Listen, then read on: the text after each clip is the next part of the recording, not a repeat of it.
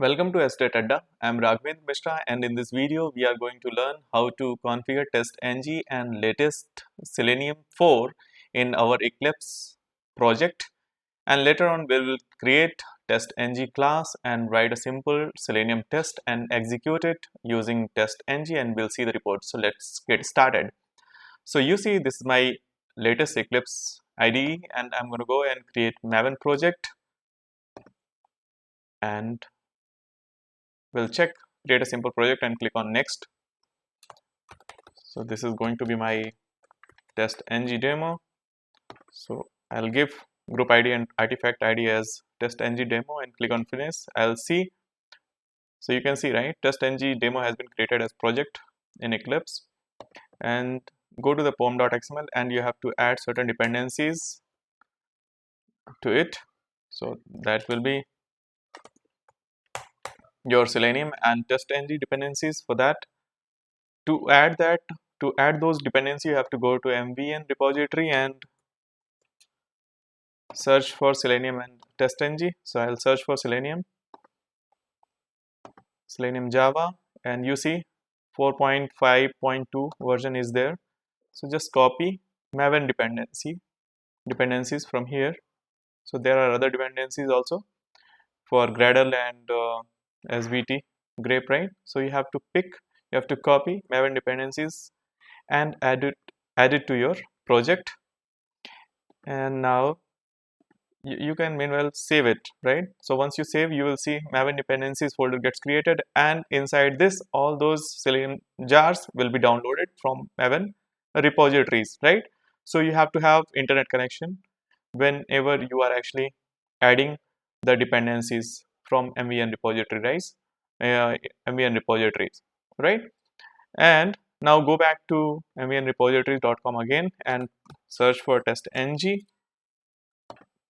and here you see 7.6.1. so take the latest Maven dependencies and add it to pom.xml of your project, right? Save it again. So you will see all those jars would have been added to your project, right? Selenium 4.5.2 has been added, and similarly TestNG has also been added, right? TestNG 7.6.1 jar has been added to your project and configured, right? So you can just minimize it and just go to src test Java and just create a TestNG class. Okay, so here I'm going to create TestNG class. I'll need to pick source folder, so I'll browse for it and will go to test Java and add it as source folder. So you can give TestNG class demo. So this is the class name. You can give any class name you want. Okay, click on finish then, and let's write a simple print statement just to verify if we get the option to run this test or this Java class as TestNG or not. So right click on the Java file and run as, and you see the option, right, TestNG. So which means your TestNG has been configured properly with your project, and if the test is passed, everything is perfectly fine, and this class path is already added, right, auto configured. So when you are creating any file, any Java or TestNG file inside this, no need to add this class path. But if you are creating outside any other package, right, you have to add that class in the class path, right? So now this confirms that TestNG is configured properly, and we are able to run the TestNG test, right? Let's create a simple Selenium test and verify whether that works or not. So we can run that with the help of TestNG or not. So now I'm going to write before test annotation. Why before test? So when we are writing this before test annotation and run this class, right, TestNG will always make sure that test or the method inside this annotation, right, always gets preference over test. Okay, so anything which goes to this will get the preference and will be executed first. Okay, so here I am going to initialize my WebDriver, okay, for my Selenium test. So I will just write a WebDriver driver, and here you need to import that from Selenium. So I have imported that to my class. So this WebDriver has been imported. Now you have to just set you have to load the browser to your project, right? So using set property, you can actually make sure you can give the path, like where your Chrome driver we are going to use or launch the Chrome browser, right? So for that we need Chrome driver. We are going to tell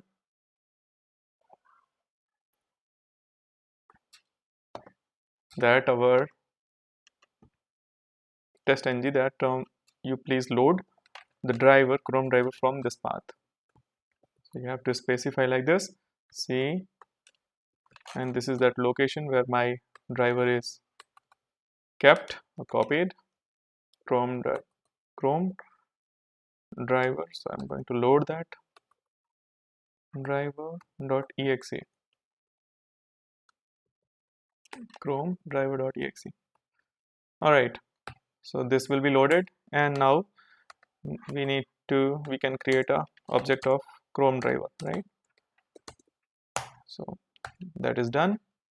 Now come back to this, and we are going to test the title of google.com. okay, test Google. So I'll rename the test method to test Google from F. I'll remove this statement, and now I will actually get the URL what I'm going to hit. So that would be a string, right? And you are going to hit https www.google.com, right? And expectation is expected. I should write in this way. So expectation is that I should get Google, right, in its title. Whenever I'm hitting, right, google.com, I should I should get Google as a title for google.com, right? So I'm gonna go and write the expectation, and now this is my actual result. This is going to be my actual result when I'm hitting. So just before that, you have to get that, you have to open that URL, right?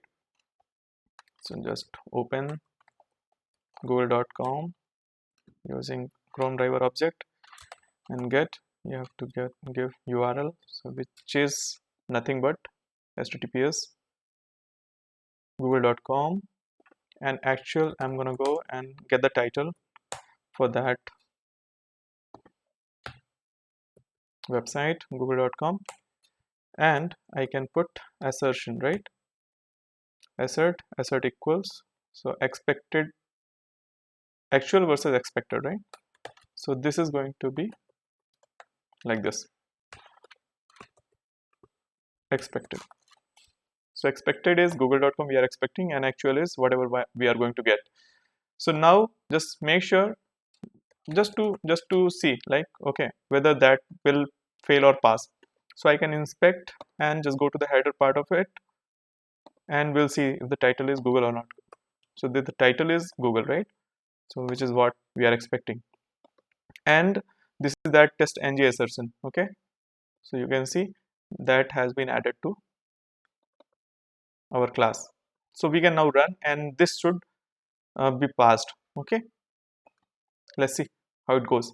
So right click on the Java file, run as TestNG, and we'll save the file again. We have not closed the browser. So we'll close that. In the teardown method, we'll just write after all the tests are done, we will quit or close the browser. Okay, so let's minimize it and see if the test is passed or failed. So you see all the tests are passed. Test Google is method is passed, right? And you can see the console result. The test run 1 and the pass 1, failure 1 and skips 0, right? Failure 0, skips 0, pass 1, and the total tests were 1. Okay, all right. So let me close this driver, close this browser window, and I will just write another annotation called after test. You just press Control and spacebar, hit it and give enter. So it will actually add the annotation, okay, to your class. Now here you can write a method called teardown, and here you can close the browser, right? Or you can quit it. So quitting means like whatever you have launched, if it is there in the taskbar, it will actually go and clear that Chrome driver exe from here. Closing is like you are closing the current opened window, current opened browser, right? Window. Okay, so we are expecting and we are getting actual and expecting. So this test is passed. Now suppose the expectation is like we are expecting Google 1 to be there in the title. So whether that test will pass or fail. So actual, it will see like when it hits whatever is the actual will be actually stored in this variable, and it will be matching against the expectation. So this time it should fail, right? So I will run the test again and we'll see the test is passed or failed. So it should be failed, and the reason is like why it is failed, the assertion, right? So based on assertion, it will going to verify whether that test is passed or failed, right?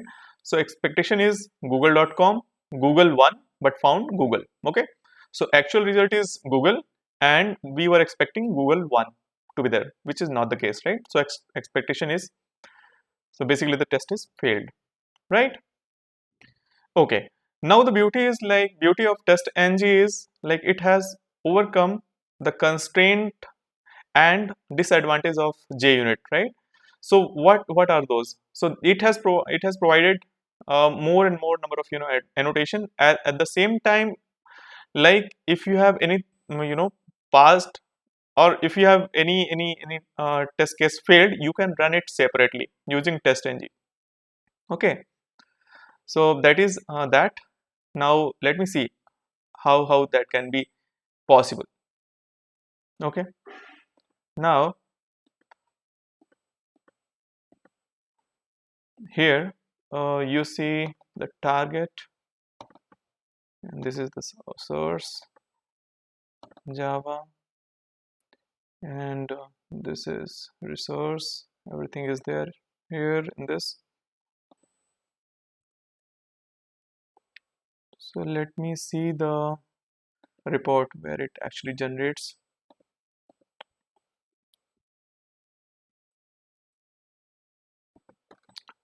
Let me refresh. If yeah, so once you refresh, you will see the test output folder and you will see the reports here. So you can see the failed one somewhere. Yeah, so test fail.xml is there, right? So you can go to the source and you can see like which one is failed and which one is passed. Okay, so the default test itself was failed. Now you can run it. Okay, again it will be failed, but that is the quicker way of whatever has been executed already. If you have more and more number of test cases, like I'm going to tell you. Okay, so in the first test we are expecting Google, and in the second test if I'm expecting Google 1. Okay, so the first test will be passed and the second test Google one will be failed here, and then later on we will actually go and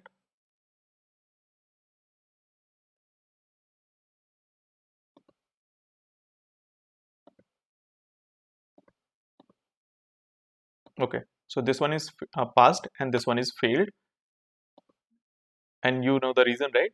But found I found Google, and the expectation was Google 1, not A, Google 1, and here this one is passed, okay, and this one is failed. Now you can go to this test and you can run it directly from here.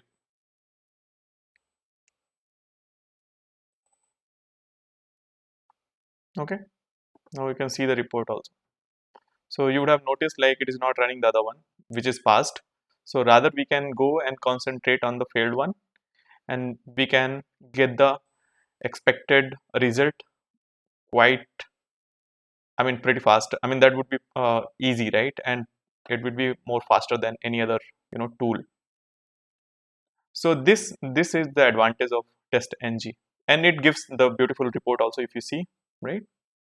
So here the emailable report, you can see that here, and yeah, you can go to this property, you can open it here in this, and you can see why that test got failed, because it was expecting Google one, but the actual result was Google. Okay, so this is how you can write a Selenium test case using TestNG, and you get the TestNG report out of it. And if you want to know more about assertions, so I'll be uploading the video on that as well, so you can stay tuned to this channel. And if you have not subscribed to my channel, you can please go ahead and subscribe it, and I will see you in next video.